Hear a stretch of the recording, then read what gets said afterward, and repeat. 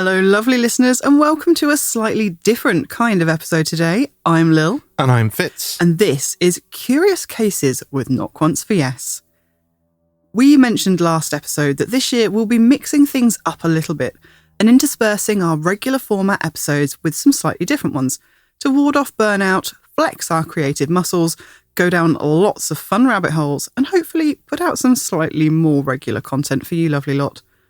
And to kick things off, we're bringing back a series that we actually started quite a few years ago now over on our Patreon. But with everything else we do over there, this kind of got lost in the weeds a bit. So we're bringing it back, new and improved, and we're bringing it to our main feed. The idea for Curious Cases originally came when spending a happy wintry afternoon in front of the fire, leafing through the ghost encyclopedias of our paranormal library, and coming across so many fascinating cases that we'd never heard of before and felt deserved to be shared. Often, though, they weren't long enough to fill one of our typical rather long episodes, or they weren't somewhere that we could visit, but they would be perfect for a shorter mini-episode format, and thus Curious Cases was born. In a kind of encyclopedic fashion, we began at the top of the alphabet and very quickly found a corker of a case that we couldn't wait to share. So we start today at A. In this case, A is for Andover. In our last episode, as we played Paranormal Bingo, we said that we weren't sure we'd really had any poltergeist experiences to tell you about.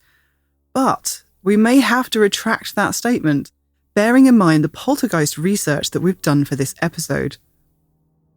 But Paranormal Bingo, we were thinking of poltergeist cases in the way that we often see them depicted in movies and on TV, with objects being moved and thrown around, chairs being stacked on tables, ectoplasm dripping down the walls, all the most extreme phenomena.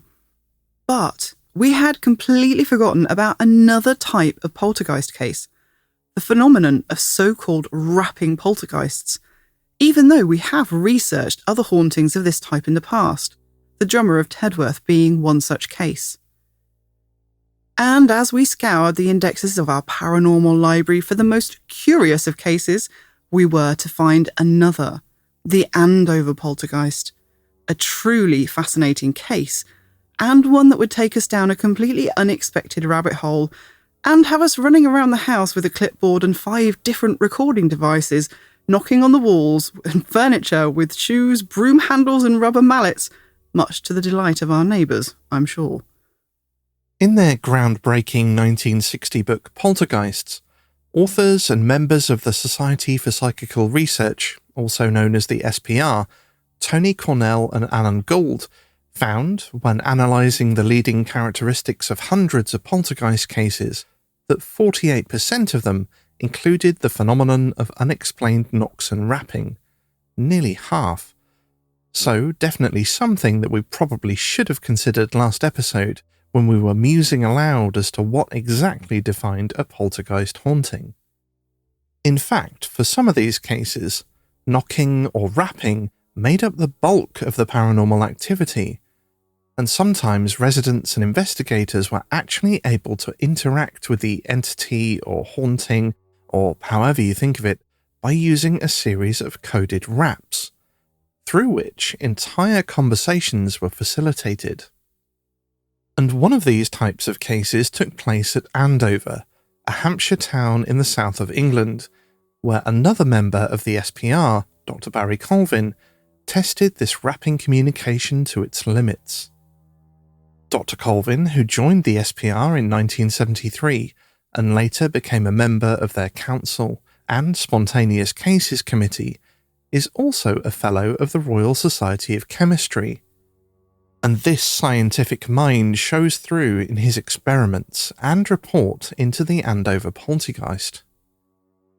Luckily for us, that same inquisitive mind would also take a leap from the evidence he collected there to a very different field than his native chemistry, that of audio and acoustics.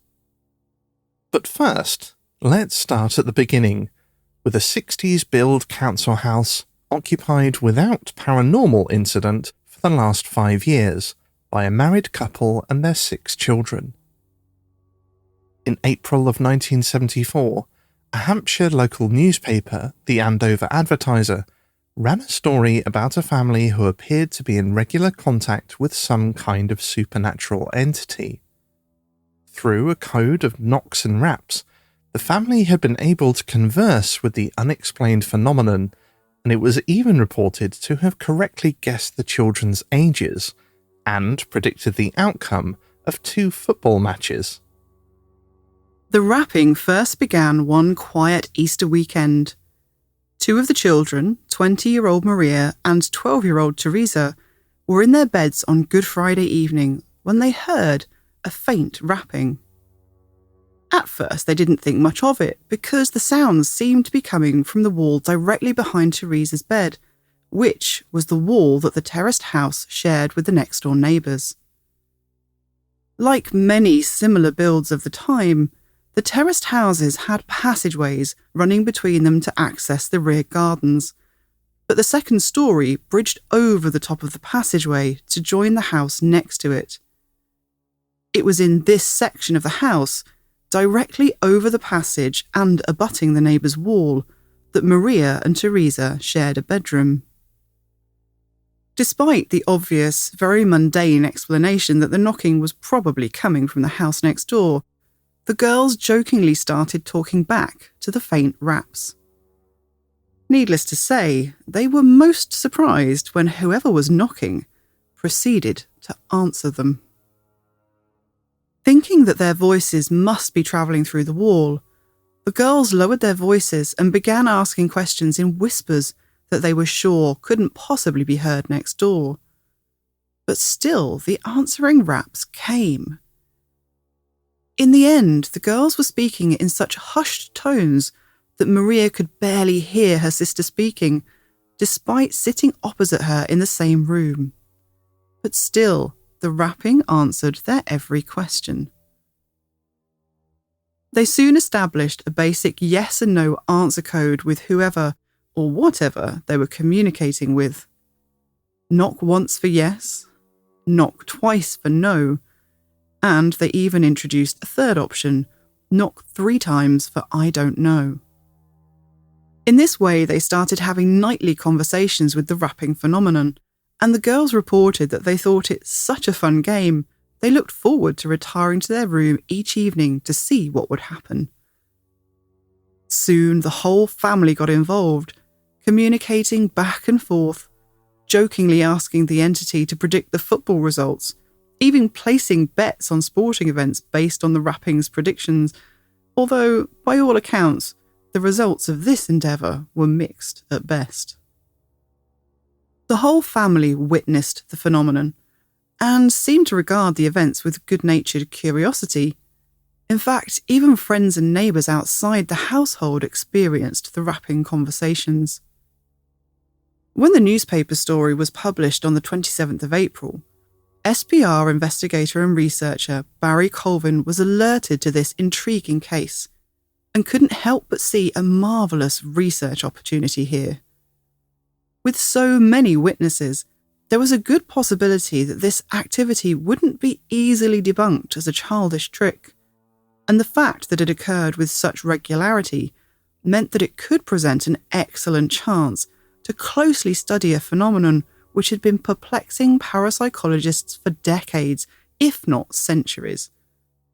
Colvin contacted the family and they agreed that he could visit them to discuss what they had experienced. On Sunday, the 28th of April, Colvin visited the family home. In his report, he calls them the Andrews family, although this and all the names in his report are actually pseudonyms, in the interests of preserving the family's anonymity.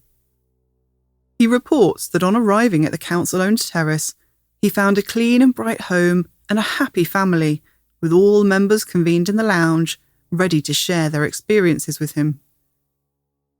He quickly learned that the rapping had progressed beyond simple yes and no questions, and that the family had developed an alphabetical code allowing for fuller responses. The entity would rap out a number to indicate a letter according to its position in the alphabet, and by these means, just a few days earlier, Teresa had asked the entity its name. The response came quickly.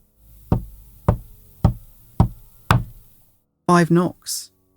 "Is that E?" said Teresa. 1 knock. Yes. And so the tapping continued, letter by letter. R, I, C, Eric? Through this method, the entity gave its full name as Eric Waters. Finally, they had a way to address the phenomenon, and to begin with, this only seemed to add to the fun. None of the family felt the events had any sinister or occult overtones in the beginning, and in fact, they reported to Colvin that they had never had any kinds of paranormal experiences before, nor did they have any real knowledge of such things. This attitude of good-natured curiosity, though, was about to take a bit of a turn when more people started to visit the house and experience the rapping for themselves. And this time it wasn't just friends and neighbours, but a motley assortment of outsiders, including local clergy, spiritualists, even the police. The clergy sprinkled the sisters' bedroom with holy water and placed a cross on their windowsill, taking a less jovial stance on the matter. And even less jovial than that was a medium who paid the family a visit and claimed to have connected with the spirit that haunted their home. The medium told them that the rapping was being made by the ghost of a young boy, and relayed the disturbing revelation that, according to them anyway, the body of the deceased boy was buried somewhere under the floorboards of the house. Even more distressingly, the medium claimed that the spirit was trying to take over the personality of younger sister Teresa. Now, however much validity the parents gave these claims, there was no denying that Teresa did appear to be at the centre of the activity. The sounds always appeared to emanate from somewhere around her bed, and the family found that they got the best communication when Teresa was sitting or lying on it. That said, it was plain to see that the girl couldn't have been producing the noises herself. All family members and multiple external witnesses had heard the rapping phenomenon for themselves, all whilst observing Teresa in full daylight conditions and very obviously not moving a muscle. Of course, these days, the idea of poltergeist cases seeming to centre around a teenager, particularly a girl of around Teresa's age, is so much a part of the public consciousness that it's basically a trope. But where did this come from? Well, I would argue that particularly in Britain, the biggest push into the public consciousness was likely the wide media coverage and well-publicised investigations into the Enfield haunting. But that wouldn't take place for another 3 years, the activity beginning in 1977.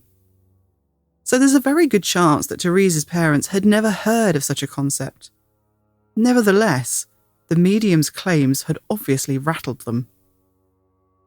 Being a council house, there was no question of the family being able to rip up the floorboards to check for a body, so their only option was to quiz Eric further through raps and knocks. And so they did, firing off questions to which they don't seem to have gained very satisfactory answers. Are you living or are you dead? Why are you here? When did you die? How did you die? Eric did respond when asked questions about himself or his family, but typically with a series of 3 knocks, indicating that he didn't know the answer. Colvin writes in his report, when asked how long ago he died, a very long series of raps were produced, which became almost inaudible for a period and impossible to count with any accuracy. Despite an apparent willingness to produce raps in reply to our questions, we were unable to find out much about Eric and concluded that he seemed to know very little about his life. This was rather in contrast to the messages the family received from Eric about his earthly remains, clearly relaying to them that he wanted the family to dig below the floor of the lounge, retrieve his bones, and bury them appropriately in a graveyard. It's understandable that despite initially seeing the inexplicable activity as no more than a curious game, with all this talk of bodies under the floorboards, the two parents were starting to feel a growing anxiety. At that first April meeting, Colvin had to balance his eagerness to investigate the phenomena with the understanding that the family may have agreed to talk to him simply because they were hoping he could get rid of it. He laid it out honestly for them, explaining that although he would like to observe and record further events for himself, he did have contacts who had a very good success rate in dealing with such problems, should they be looking for a more immediate end to the occurrences. He also reassured the family that, historically speaking, many supposedly paranormal events were, upon investigation, discovered to have logical and mundane explanations after all. Reassured of the investigators' motives, and in fairly good spirits, the family agreed that Colvin could come back and try to witness the rapping for himself. And witness it he certainly would, when, only a few hours after Colvin's initial visit, the activity began to ramp up. The evening after his first visit to the family, Colvin received a worried phone call from the father of the house. It transpired that the whole family had been kept awake the previous night by the mysterious rapping, and for the first time, they had felt that Eric, or whatever was responsible, was deliberately trying to scare them. It had started at around 6:30 p.m. The whole family were downstairs together when all heard a single heavy bang from upstairs, closely followed by successions of loud knocks. Mr. Andrews and one of the sons raced upstairs to locate the noise and found that, sure enough, it was coming from the wall behind Teresa's bed. Only this time, she wasn't in it. She was downstairs with the rest of the family. This wasn't normal behaviour for the entity. For all that it would respond when talked to, it didn't usually erupt out of nowhere, and it wasn't normally this loud. Mr. Andrews asked, "Is that you, Eric?" Thump. The uncharacteristically loud and forceful response startled everyone.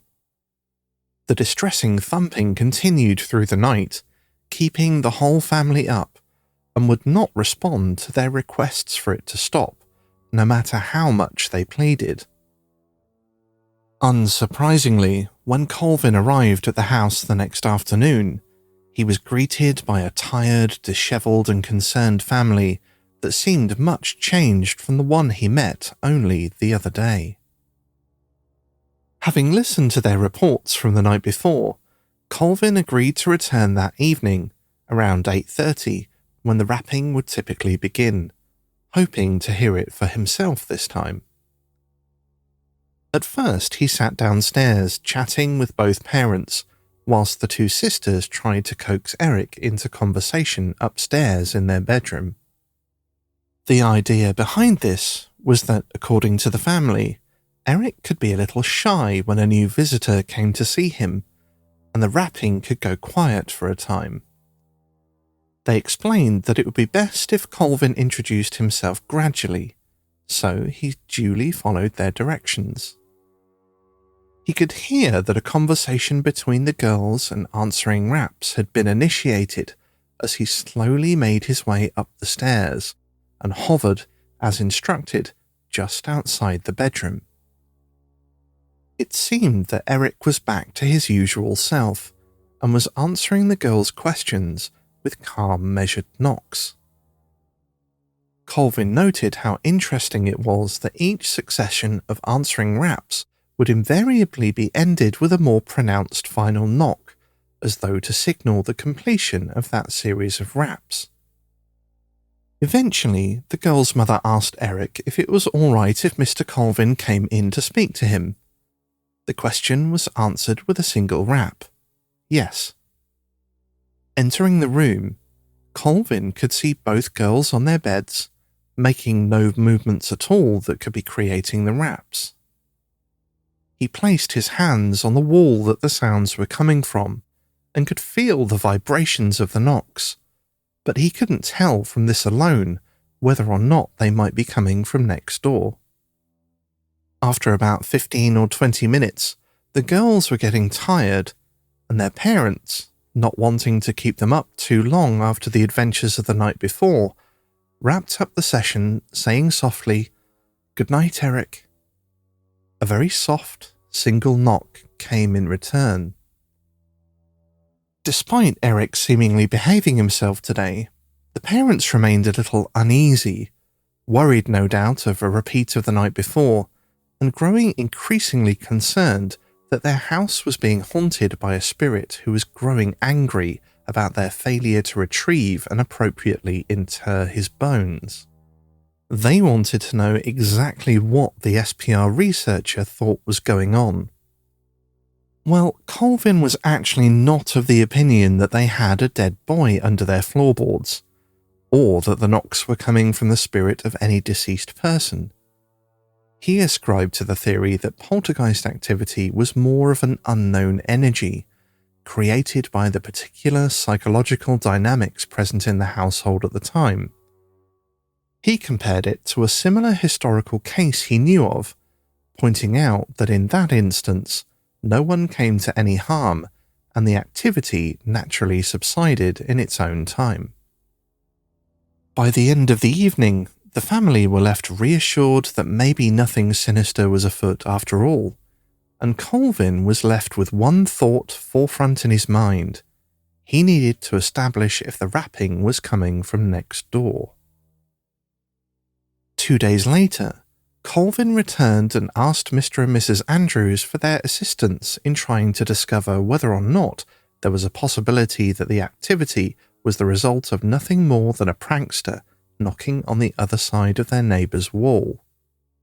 They readily agreed that today they would ask Eric to move the knocking away from the wall and onto other objects within the room. If it wasn't coming through the wall, then surely it couldn't be the neighbours creating the sound. The family trooped upstairs, Teresa taking her usual place sitting on her bed, while her mother asked, "Eric, are you there?" This time, only a strange scratching sound lasting about 10 seconds came in response. And after about 20 minutes of receiving no answers, the group were about to give up, thinking that Eric had gone shy again. Teresa actually stated that Eric wasn't there and that they should call it quits for the day, at which point a contrary Eric suddenly decided to pipe up with 2 clear raps. The girl's mother asked again, "Eric, are you there?" Eric had decided he wanted to play after all. Fortunately, he also seemed very amenable to testing the investigator's theory. When asked if he could knock on the headboard of the bed instead of the wall, the group answered with a very soft tap. Colvin bent his ear to the headboard and placed a hand upon it, trying to feel whether the sound was indeed coming from the furniture now. The raps continued coming, getting progressively louder, and the researcher could confirm that he both heard and felt the sounds coming from the headboard itself, definitely not through the wall. The wooden headboard was at right angles to the wall from which the raps normally sounded, so there didn't seem much possibility that the sound could have started in the wall and travelled through the headboard with the intensity with which he could feel and hear it. Colvin made an extra note at this point, explaining how he was interested to find that he could actually feel a vibration through the wood before the sound of the rap could be heard. At this time, it was just a curious side note that he jotted down in his report, but this would become quite important later on. Next, they requested that Eric move his knocking to another location, this time the metal frame of the bed. Eric duly rapped, and all assembled observed how the sound was markedly different to the previously produced raps, having a higher and more metallic tone in keeping with a metal frame.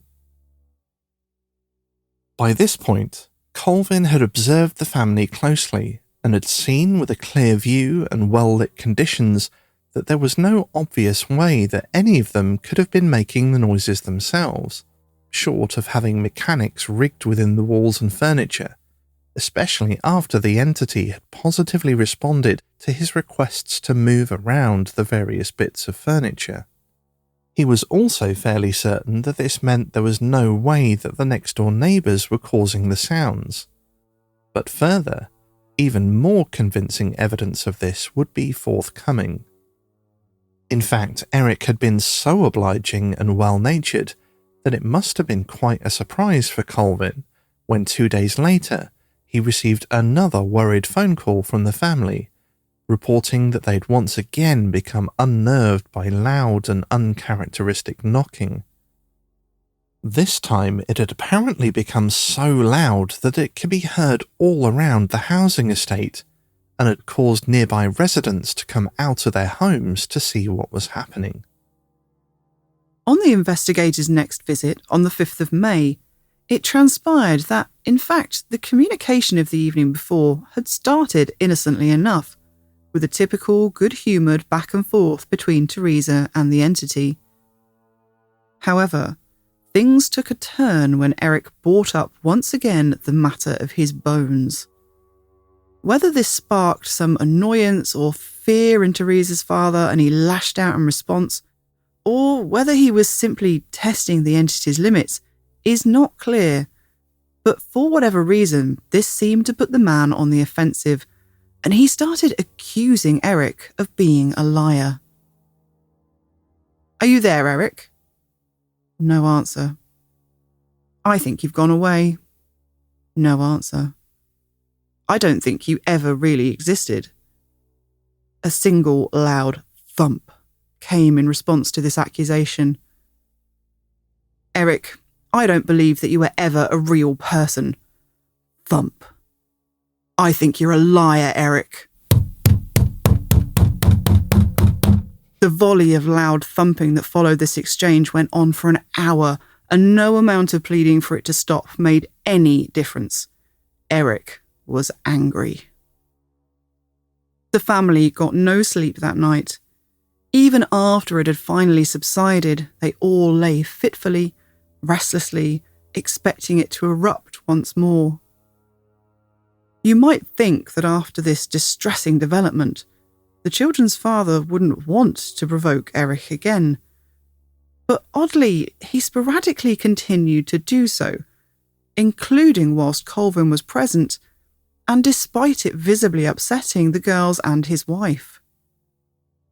The researcher witnessed for himself a series of very loud knocking in response to an accusatory remark by Mr. Andrews that Eric was a liar and was not under the house. In this instance, Colvin could feel, from the vibrations and location of the sound, that this knocking was coming from the headboard. This further ruled out the possibility of any complicated tricks or machinery, as the headboard was a simple wooden slatted affair, and there was nowhere to hide any such apparatus at all. When Colvin visited the housing estate again on the 7th of May, he arrived to find a crowd of people gathered outside the house, listening to the deafening banging sounds coming out of the passageway above which the sisters' bedroom was located. Evidently, Teresa was in the room with her father, who was once again making accusations about Eric that brought on another hour of thuds that could be heard from 50 yards away from the house. Everyone was quite relieved when they suddenly stopped, and after that, everything went quiet for several days. In fact, for the next 2 weeks, nothing happened. Colvin visited the family again out of concern for how they were coping, given the distressing recent events, but things seemed to have calmed right down. Checking in by telephone on the 21st of May, the investigator was told that the family had begun to hear some soft rappings again, but that Eric appeared to be back to his original temperament. Then, Mr. Andrews mentioned something that gave Colvin an idea for an experiment which could prove once and for all that the sounds must be being made by someone or something in the house, not by the neighbours or someone outside, or even by some mechanics in the walls or floor or furniture, but by something with some kind of intelligence inside the room itself. Mr. Andrews had told Colvin over the phone that Teresa had asked Eric to guess what number she was thinking of, and Eric had guessed correctly. When the investigator next visited, he arrived armed with a set of 40 number cards, ready to put the entity's skills to the test. With the family gathered in the sister's bedroom, and Teresa in her usual spot on her bed, Colvin shuffled the cards and began an experiment. Picking a card at random, he showed the number to those in the room, but none of them spoke it out loud. It showed the number 4. "Eric, what number am I holding up? Can you tap out the number on the card?" 4 taps. They tried it again, Colvin pulling a different number card, but once again with everyone keeping completely silent, so there would be no way anyone listening in from next door or outside could possibly know the number on the card. And again, Eric correctly tapped out the number on the card. At this point, it was certain that whatever or whoever was creating the knocks must be in the room and able to see the number cards Colvin was holding up silently. It was also obvious that none of the family were making any movements to create the noise, and the random drawing of numbers from a deck of cards excluded the possibility of any pre-arranged tape recordings being hidden in the walls or anything of a similar nature. Colvin repeated the experiment again and again, varying who in the room could see the cards. In the first set of 7 card pulls, Eric gave 100% of the numbers correctly. In the next set of card pulls, Colvin hid the cards from Teresa and the family, showing them only to the wall that Eric preferred to knock on. This time the entity got 8 out of 10 correct, although each wrong answer was only out by 1 knock. The last set of 10 saw the same 8 out of 10 result, and during this set, Colvin didn't even look at the numbers himself before holding them up towards the wall, only checking the answers after the rapping replies were received. Given how responsive and cooperative the rapping had been during this session, Colvin tried again to glean more information from Eric that could be checked against local records, searching for an age, a year, information about the boy's parents. But again, the responses were either the 3-knock "I don't know," or the raps were long, inconsistent, and impossible to count accurately. Colvin did have one more idea though. "Eric, could we try and take your photograph?" 1 knock for yes. Colvin didn't come alone on his next visit. On the 7th of June, he brought with him a senior scientist from Egham Laboratories in Surrey. Colvin had known Dr. Reinhard Schiffauer for about a year. The doctor didn't have a particular interest in the paranormal and described himself as an open-minded skeptic, but he did have the necessary photographic equipment, and Colvin trusted his character. The doctor soon saw for himself the back and forth rapping conversations, which soon started on their arrival. Eric appeared to be in a cheeky mood. When asked to produce a loud bang, he tapped very softly, and when asked to knock softly, he produced a big bang. The investigators also asked Eric if Teresa had to be present in order for the rapping to be possible. 2 knocks indicated no, but whether or not the entity was still giving deliberately wrong answers at that point was not clear. Eric was good to his word and tried to assist the investigators in their efforts to photograph him, producing knocks in the locations where he was standing so that they knew where to point the camera. Unfortunately, though, despite the paranormal help, nothing unusual was captured on any of the photographs. Dr. Schiffauer did get to witness plenty of the activity on that visit, though, adding yet another witness to the case, and he wrote his own report on these experiences, confirming what Colvin had noted. They tried the number card test again, and this time Eric got 100% of the answers correct. Both men observed conversations between Eric, Mrs. Andrews and Teresa, and noted the curious detail that they could feel the vibrations of the raps during these conversations moving around slightly, as though the point of origin was varying. They also noticed that the quality and tone of the sound altered slightly in correlation to the moving origin point. One last attempt to take some more photographs of Eric found the entity becoming quiet and uncooperative. It seemed like it was time to call a close to the day's investigation. But before the session was finished, Mrs. Andrews asked Eric if he had any further messages for them. Eric began tapping out a sentence, using the numeric alphabet code. The family and investigators were left with this rather chilling message. "I am here to rest and stop my bones from rotting." The 2 men packed up their equipment and ended what would be their final encounter with Eric. After this, the family reported that the rapping got progressively quieter and quieter until it was not possible to get a response from the entity at all. Colvin paid one more visit to the family, but even though Teresa and Mrs. Andrews duly attempted to communicate with Eric in the girls' bedroom one last time, no responses came. Teresa declared that Eric was gone, and gone forever. Colvin was probably not surprised. This had, after all, been what he had been predicting all along. It appeared to him that the family remained unconvinced that Eric wasn't a real person who may or may not be buried under their floor, but Colvin was only more convinced that it had been, as many poltergeist cases seemed to be, something of a perfect storm of psychological energy that simply ran its natural course.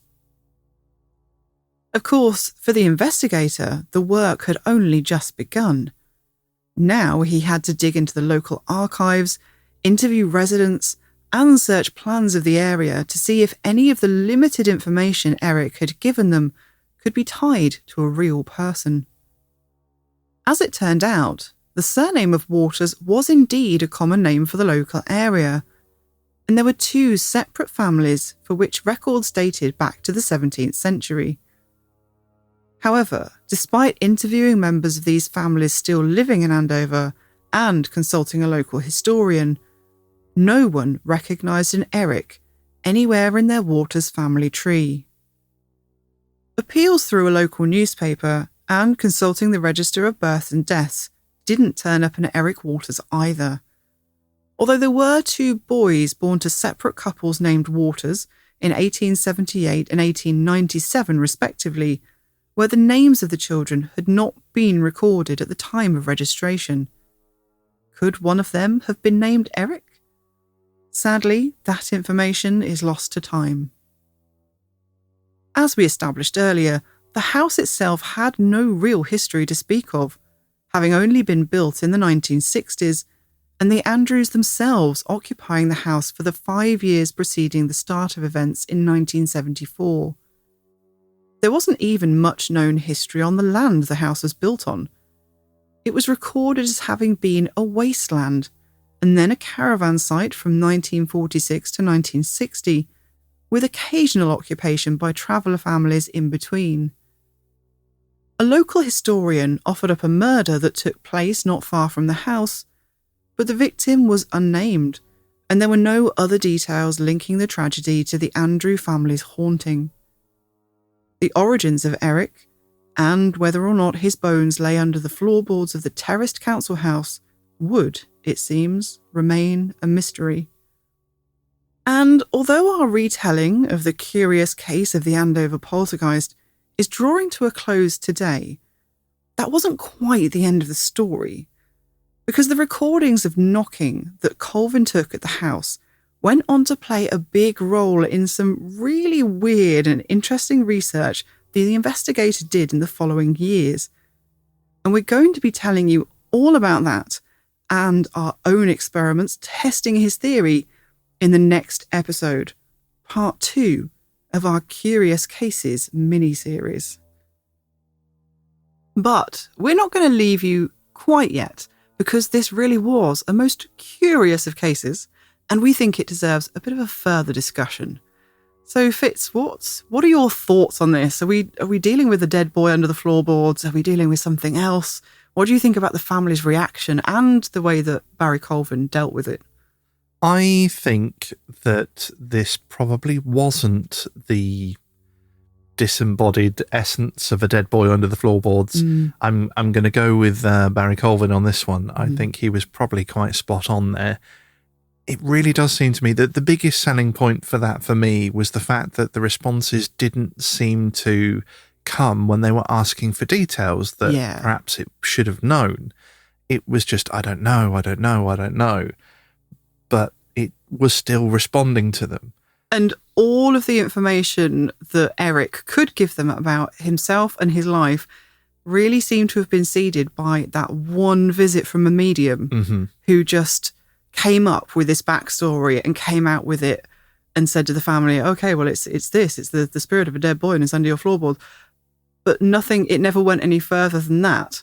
And it's just exactly reflected in all the responses they were getting from the entity all the way through. That's the information that was put into the story by this medium. And that's all that came back to them in the responses. Yeah, it really felt like it was only information that the family knew. And earlier on in the story, we heard about them using Eric to try and predict like football results and things like that. And it got some right, it got some wrong, but it was just a case of, I think, what the people that were present, I was about to say that people that were providing the responses, but I don't think they were doing the responses themselves. No. But it very much seemed to only be able to use information that they had. It only seemed to be able to draw upon the consciousness that was in the room, almost, whether that be the collective consciousness or the consciousness of Teresa. So, yeah, with Teresa being what seemed like, I thought that was really interesting. She did seem to be at the centre of the activity. However, she didn't always need to be there for the knocks to happen. We saw that incident where all the family were downstairs, and then all of a sudden this banging kicks off. And in fact, it was the dad and the son that went up. Teresa stayed downstairs with the family, so she didn't have to be present. But also, it didn't even always agree with her. Yeah, it was interesting because, like you say, she didn't need to be present for the activity to happen. She did seem to be the focus, but every time you had a situation like this where you think, maybe it was this, like maybe it was the neighbours knocking. They did something and they found out that it wasn't that. They found a way to test it. That's one thing I did like about this, was they seemed to think of a lot of potential options and were able to find a way of ruling them out, or at least making them very unlikely. The best one for me has got to be moving where the knock comes from. Because, there's always that risk that one of them is making the noise, whether that's directly themselves or using some object, I think in the case of the, what's that really famous case? The Fox Sisters. The Fox Sisters. One of the things they admitted to doing, they then retracted it, so it's a bit complicated. But they did say that one of the tricks they used to create the knocks in the bedroom was like an apple on a string or something. Yeah, they would pull the like a bit of an old I know it setup. seems really weird, but even if you think about a trick or, an apparatus like that, you really wouldn't be able to move the sound around much if that was the case. If you had like, I don't know, clicking of your toes or something on a string, you wouldn't be able to just move it from furniture, not unless you knew in advance that the investigator was going to ask you where to move it. You wouldn't be able to plan that. No. Yeah, this is the thing, like the fact that they moved it from one object to another, you would have had to have known in advance that that was going to be required and set up something and also be able to trigger it without visibly moving. Now, I can think of a way that you could click your toe in your shoe or something that might not be visible, but you can't move that sound around. No, and also, no matter how creaky your joints are and how badly your joints click, you are never going to be able to produce a thumping that can be heard 50 yards across the cul-de-sac. No, across the council estate. Yeah, that would be pretty impressive. And that was what we briefly mentioned at the start, saying, we were talking about, we don't know if we've really heard any poltergeist noises before. We've lived through that. We've talked about this before on some previous episodes, but we lived in a very haunted house, and one of the things we heard was banging like that you could literally hear outside the front door. Yeah, and made us leave the house on at least one occasion because it was just becoming a bit distressing. So we do know what that sounds like, and it does not sound like anybody clicking their toes. No. Or just bumping an apple against the floor. It really, you can feel it. You can feel the vibrations as the researchers here could feel. And that was really interesting as well, the fact that they could feel the vibrations coming from the different furniture. And when Dr. Reinhardt was there, he also felt the vibrations moving. So it wasn't always happening in one location. They could hear the sound changing as it moved to the different materials.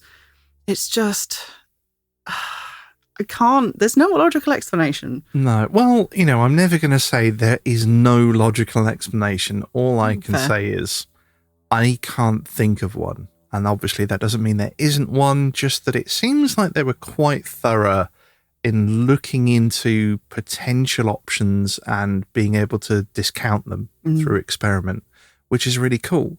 And there's going to be more experimenting coming up. There is. Not this episode. We'll get to that. We'll get to that. But the other thing I think we have to think about, I mentioned earlier on in the episode that in so many cases we think, it's just mirroring the Enfield poltergeist. But this hadn't happened yet. No. However, what had just happened at this time, so this activity started kicking off in April of 1974. In March of 1974, as long as I've got my dates correctly, The Exorcist came out in cinemas.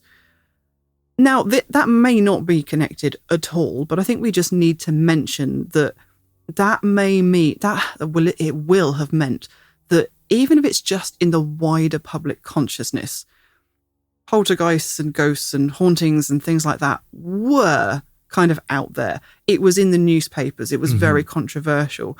Now, that doesn't mean that the family or the children had any knowledge of it even. No. They may have seen it in the news headlines. The kids wouldn't have been able to see it at the cinema because it would have been age-rated. Yeah. The parents possibly had.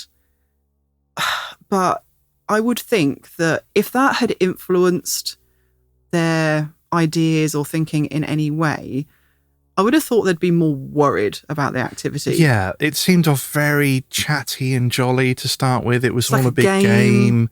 And also, the activity that happened wasn't what happened in The Exorcist. No, I don't think it was anything like it. I think, to be honest, the most likely connection is just that's why the newspaper wanted to run a story about a haunting. I think that's probably the most, if there is any connection at all, I can see that a month after that hit The Exorcist hitting the headlines, the local newspaper, the Andover Advertiser, might have thought, a ghost story, fantastic. Yeah. Something's just come to me, actually, that I find quite interesting, is that, okay, so The Exorcist came out a month before. We've been talking briefly about how, we think maybe the activity was generated by the family living in the house.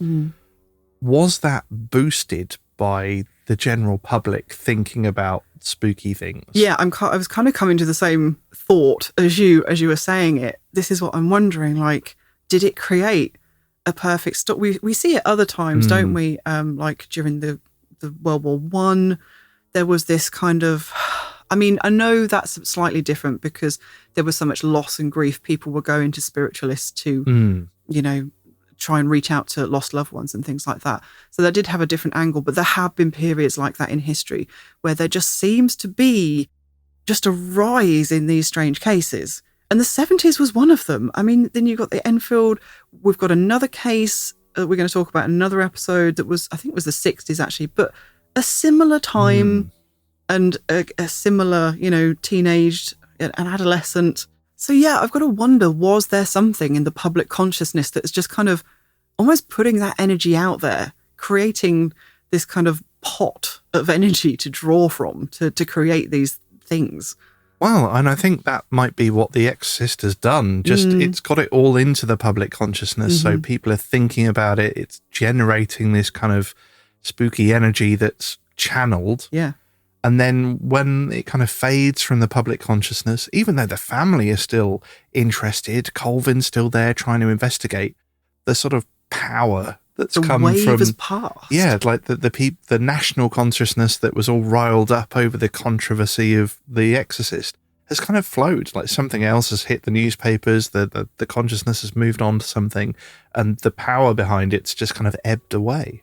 This is in our completely unscientific opinion, of course. Yeah, this is pure speculation. But that's half the fun, isn't it? You know, that's why one of the reasons we love the paranormal. We can only speculate, really. But it does remind me of a more recent case. If any of you guys out there watch Adam Berry and Amy Bruni. In Kindred Spirits. Thank you, that's the one. You may recall an episode called Zombie Boy. Mm-hmm. And this case really reminded me of that episode. Basically, Adam and Amy went to a very famously haunted location. And that location ran sort of public ghost hunts. They allowed investigators in. And a lot of people that investigated there had I think they'd even got photographs, hadn't they?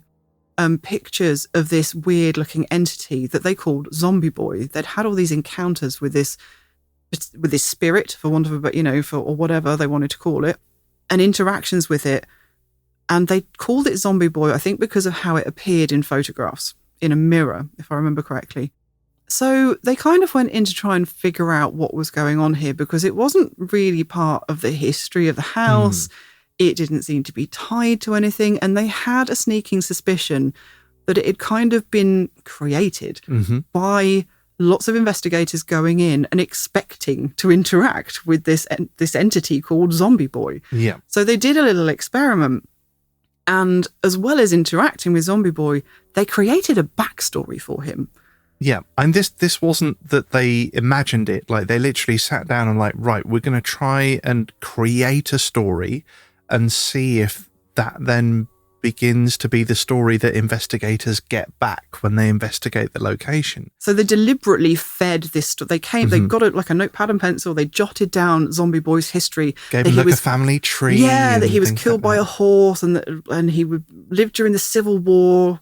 Gave him a family name, all this stuff, and they spoke it out loud. They talked to each other about it. They fed it to the location. Yeah, and lo and behold, that seemed to be the sort of responses that they were getting back. So I think they got somebody else in to investigate, whether that was a medium or other investigators, but they picked up on it. That's what they picked up on. They started getting these responses. And that seems very much like the boy under the floorboards in this case. Like, it wasn't mentioned until the medium came in and said, this is what happened. And then it was, you know, I need you to bury me to stop my bones from rotting, which was that's really such a creepy line, by the way. But yeah, and that also seems to tie in with the fact that, you know, when Barrie Colvin investigated, he couldn't find anyone of that name. There wasn't really any information. So it didn't seem like it was a real person. No, but it was interesting that they found the family name of Waters. Yeah, and that's the sort of thing that you might know. Like, there's lots of Waters in the area. Again, that could be, if we're talking about the public consciousness, then perhaps that is in the public consciousness of the area, of the family. I don't know. But yeah, but they didn't then find any other family information, like anything that they would struggle to know. just wasn't coming through as an answer. Like, you or I would be able to tell you who our parents are and when we were born and things like that. But this is something that he just didn't seem to know the answer to. And as far as the house is concerned, you know, we said it's a very new house. It had only just been built. So if there was anything buried anywhere, it would have had to have been really old. I mean, like archaeological old. But even then, I think you probably would have come across it digging the foundations for the housing estate. Possibly, unless it was put in while they were laying the foundations. Well, yeah, that was my option B, was basically, unless there literally was a murder or a tragedy or something during the building of the house, which, you know, isn't impossible. But at the end of all that, we're really just left with the only information that we have is what was fed into the story by the people that were there at the time. And a lot of that information seems to be coming from the consciousness of the group, but none of the group seem to be in control of it as such. Teresa is at the centre, yes, but it often it's been shown to disagree with her. There's one occasion where they've been investigating and Teresa says, "Oh, Eric's not even here. Like, we might as well pack up and go home." And then Eric, being a contrary little poltergeist, starts up and decides he does want to play after all. So she's not directing it, not consciously or even subconsciously, I don't think. And it does kind of feel like it can pull information from them, like the information that it's coming up with stuff they either knew or suspected. But also it was amusing when they were doing the spelling and occasionally they would incorrectly count the number of raps and they would say like, "Oh, was that 5 raps? Was that D?" And it would be like, "No, it's 5 raps. It's E." Yeah. So it was obviously like they weren't just, it felt like they weren't projecting, because otherwise they would know what the response would be. But as well as that, like in that period of making a mistake, when I think it was Mrs. Andrews said, you know, and got the answer wrong, she was about to say, "Did you mean?" Before she could say E, it knocked yes. Yeah. So it kind of seemed like it knew what she was about to say. Yeah, there were a few occasions, Colvin notes in his report, where the entity anticipated the answer and actually knocked an affirmative response before the person had finished speaking. So almost like it's reading their minds. But the counterpoint to that is, you know, we're saying it all seems to be pointing to the fact that this energy is drawing on the consciousness in this room, what people know. But then we've got the numbers tests where Colvin drew random number cards from a deck of 40 and didn't show them to anybody in the room, and the entity was still getting the number right. Even Colvin wasn't looking at them. Yeah. So we then got a case where nobody can hear, you know, they're not speaking it out loud. Nobody can see the number card. Where is the information coming from? Yeah. And it if I remember correctly, it had the most accurate results when Teresa could see them. Well, when all of them could see them, yeah. Well, yes, actually, yeah, when Teresa could see them. No, sorry, I beg your pardon, you're right. But it was still seemingly above chance to get them even when she couldn't. Mm-hmm. So whether it was like hijacking somebody's senses, and presumably there were times when none of them could see them, it has to have its own ability to perceive things. Yeah, and that's maybe just not as well as if it can, you know, spectate through somebody else's eyes. That's where it gets a bit brain bendy and wibbly wobbly for me, I must admit, because I can, again, in a completely unscientific way, I'm sure, I can understand, like my brain can understand how this entity is formed of energy and groupthink and is kind of created by the people in the room. And it would make sense to me then that it's drawing upon the things that they know. But then it's somehow taken on a life of its own or a form of its own, in that it can retrieve the information being shown to it without any of them knowing that information. That's where it gets a bit bendy. Yeah, it's definitely very strange. I can't think of anything off the top of my head that you could do to investigate that bit in a way that might give you many answers. And because this was so short, I think they did a really good job in investigating the things they did investigate. Yeah, they packed in a lot of tests. Yeah. A lot of really good tests, like ruling out the neighbours, you know, getting it to move to different furniture, the number cards. This happened over such a short period of time. It was, you know, like just a handful of weeks. Like Barrie must be pretty quick on his feet to consider this stuff. Definitely. The other thing I just wanted to talk about quickly was this. I found it odd. I can understand when the medium came in and said there's a dead body under the floorboards. I can easily see how that turned into a story. But I would have thought that it was at that point, if this was a made-for-TV show, it would have been at that point that the activity suddenly kicked off. That's what you expect. I would have expected the sudden loud, the thumping all night long, the distressing banging that wouldn't quit. I would have thought then that's when that would have happened. However, that's not when that happened. It actually happened when Barrie turned up, which I find peculiar because Barrie went into that house saying, it's probably nothing. It'll probably be debunked. I wouldn't worry about it. I've had other cases like this and they've been easily solved. He wasn't going in there, by all accounts, with this kind of dramatic attitude of, it's a dead body under the floorboard. Like, he was bringing the opposite attitude. And then that very night that he'd been bringing in this very down-to-earth, practical, it's probably nothing, that's when things kicked off. And there are so many times in poltergeist cases where the entity or the energy or whatever you want to call it, it's just like a naughty child. It's almost like it heard Barrie saying, it's probably nothing. I won't worry about it. And its response was like, I'll show him. Yeah, and it was definitely interesting.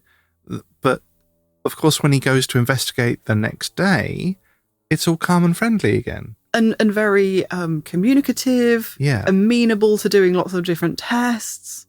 Yeah, it's definitely strange. And then the next time it kicks off, it's because of the father getting agitated.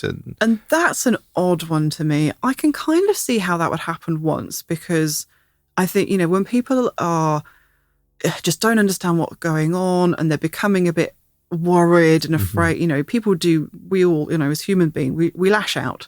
We're just like, well, I'm going to test this. Like, I'm annoyed with this now.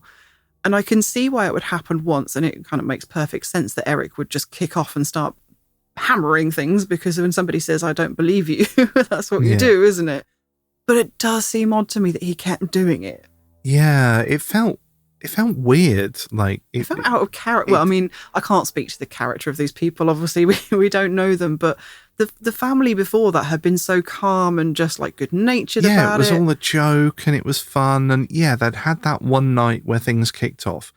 I think I started by saying, it all seemed focused around Teresa, but I'm wondering whether it's actually more focused around the dad. Well, that's a question, isn't it? Because now I'm wondering, like, maybe, and again, this is pure speculation, we can't speak to these people and find out, but maybe the day that Barrie turned up, it was a mixture of, we want somebody to help us get rid of this thing, but I don't know this guy. He seems dismissive. We've had this, and when I say he seems dismissive, it was just because he said, it's quite often something natural. It doesn't have to be I don't think he was paranormal. actually dismissive. Yeah, I don't think he was dismissive of the activity, just that, maybe it's the pipes knocking or something, because he hadn't witnessed it at that point. Yeah. And I wonder whether that night the guy was like, I don't think he knows anything. The medium said it was a dead boy under the stairs, and this guy's just dismissing it like it's knocking pipes. And that agitation was what triggered it that night. Maybe. And then the next day, Barrie turns up and it's like, hi, Eric, nice to meet you. Do you mind if I come in the room? He's all nice and polite. Oh, that's a good point, the activity's quite chill. And I wonder if it's the dad. Maybe there's that concern, that, real subconscious concern, like performative concern. And one of the other things I wanted to mention, Nick, it's kind of relatable now, is that this is actually one of the few poltergeist cases out there, centered around an adolescent teenager, where the kids haven't been caught doing some of the activity. One of the other poltergeist cases we're going to talk about, and the Enfield haunting, we know in the Enfield haunting that the children were caught faking some of the activity. I don't personally think that a lot of people have just written off the entire case because of that. I and many other people don't think that. I think there was essentially a performance pressure that occurred because it was so highly publicized. There were so many people that got involved, and people were turning up to the house expecting stuff to happen. And I think placed a lot of pressure on these kids to, like, if nothing was happening, to maybe, Yeah. just egg things on a little bit, because, eventually at some point something real would happen and they just had to fill the gap. Yeah. And it happens in so many cases. But it didn't in this one. No, there doesn't seem to be any suspicion of that. And at least they were never reported to have done it. And in so much of the activity, they were very strictly observed. Mm. And again, like the fact that they moved the sounds on demand and things while still noting that they hadn't made any movements kind of rules that out, I think. I think so, but you do get from this, from what you were just saying about maybe it's more related to the dad, you do, in that instance, see a bit of that performance pressure coming out. Like you say, that Colvin turns up. He's not sure that anything, particularly untoward is going on. Suddenly things kick off because there's that pressure like, well, I need to prove something is really going on. Colvin turns up again, everything's calm. And then all of a sudden things are kicking off again because, there's that pressure again, like, nothing really happened. Perhaps they won't take us seriously. I don't know. Yeah, definitely a fascinating case. And I just started and ended so quickly. Like, I'd love to have got a bit more evidence from this one, but it was a flash in the pan, like a really exciting and interesting flash in the pan, but it was quick. And Colvin was completely right. He went in there and said it will probably run its natural course. And that's exactly what it did. It's just a really short natural course. Well, I think that brings us to the end of today's very curious case. I do hope you enjoyed this slightly different episode. What do you guys think? What are your opinions about what was going on? Who was Eric, or what was Eric? Do let us know, and I hope you join us again for the next curious case when we return for part 2. Where we continue our journey with Dr. Barrie Colvin as he investigates poltergeists further. There was something interesting that cropped up in this case that he noticed in other cases as well, and that we found absolutely fascinating, and we ended up going down a rabbit hole, As we do. entailed us doing lots of things, and this is why this is more than a single episode, because what we found definitely wasn't going to fit in a single episode. No, this was originally meant to be one curious case episode. It was meant to be a mini episode. It's already verging on a full episode, and it's looking like it's going to be a 3-part mini series. So hang fire for that, guys. Fortunately, because we were doing all the research ready for a single episode, we've already got most of the work done for the next one, so hopefully that should be out reasonably soon. We have. It's just that every time we think we're ready to record, we stumble across something else rather juicy. Yep, we were going to record this, was it yesterday or the day before yesterday? And then we found something else. We were literally in the middle of just getting the microphone set up and everything ready to go, and I can't remember who it was, but we just went, what about this? And immediately then we dashed out to start doing further experiments. So it's a work in progress, but we've got a lot of it done already, so it shouldn't be too long. As we said, it's a slightly different format to normal, so we didn't have any listener stories in this episode, but if you do have a paranormal experience, we will still need some for future episodes, so please do get in touch through our website at knockOnceForYes.com. And I think, for now, I'm itching to tell you more about what we've been looking into, but I think, for now, that's going to have to be us, so I hope you enjoyed this curious case, and that you'll join us again next time for some more Knock Once for Yes.